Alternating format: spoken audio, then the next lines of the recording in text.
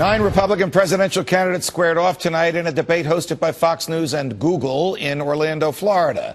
According to the latest Suffolk University poll, Mitt Romney is in the lead, with Ron Paul in second place at 14%. Joining me now is my friend and colleague, Fox News political analyst Juan Williams, author of Muzzled, The Assault on Honest Debate. You know we'll have honest debate here, my friend. There you go. All right, now, you got to tell me what you think of this headline in something called the Daily Caller. Quote, poll, Romney leads New Hampshire, Huntsman third, Perry fourth. Now, do they know how to count? Why would they omit saying who was in second? Well, you know why? Ron Paul.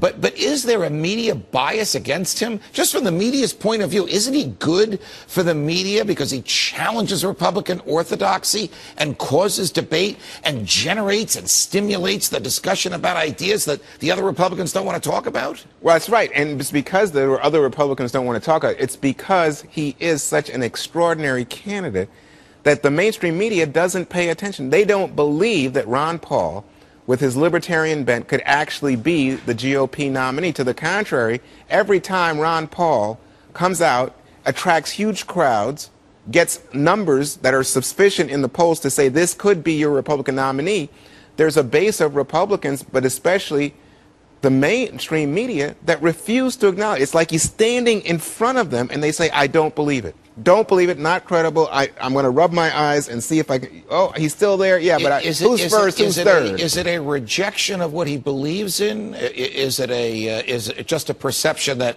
these numbers that we're seeing are not accurate and can't last? Well, you know, part of the problem is that if you look at conventional mainstream Republican ideology, it's not isolationist. So some of the key issues that have erupted during our age, weapons of mass destruction, Iraq, Afghanistan, pursuit of Osama bin Laden, foreign aid, Israel, popped up this very week. Right. On all these fronts, what you hear for Ron Paul is contrary to Republican orthodoxy. Okay, Judge. but you would agree with me, and obviously disagree if you feel inclined. The key issue is the economy. Right. No one has been stronger on what has caused these problems. No one has been more consistent. No one has done more to bring the Federal Reserve and money printing and central planning of economic activity into focus than Ron Paul. Is it possible Republicans and independents are recognizing that? No, they're not recognizing it yet. And again, you know, what strikes me about this is I think Ron Paul is the father of the Tea Party, and in large part because of his criticism of U.S. economic policy and printing money, you know, willy-nilly, and saying that we are, in fact, out of control and we need to get back into some kind of very hard basis for currency. This is all Ron Paul. Okay. And saying spending is out of control and taxation is too much, and he's been back and forth with Perry in this debate and others about this issue. So here's what we know. In fact, he is, as you just described him, prescient when it comes to American economic problems, and yet people see him as, well, gee, that's Ron Paul. He's kind of, you know, curly-minded or curly-haired or whatever. Last question. Can Mitt Romney shake off Romneycare?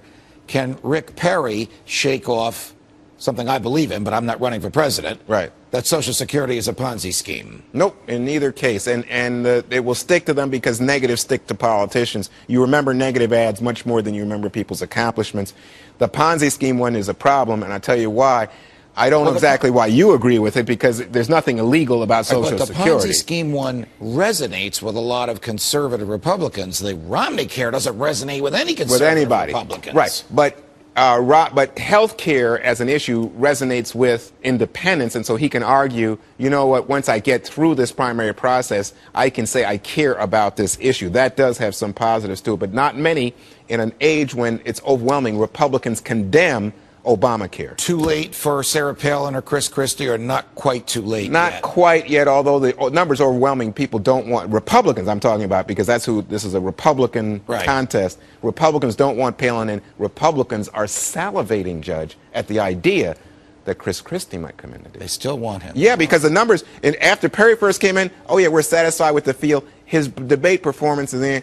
Now they're back to just about half saying, I wish somebody else was in this field. Very interesting one. Always a pleasure. Good to see you, Judge. Joining us. It's a masquerade of a century-old New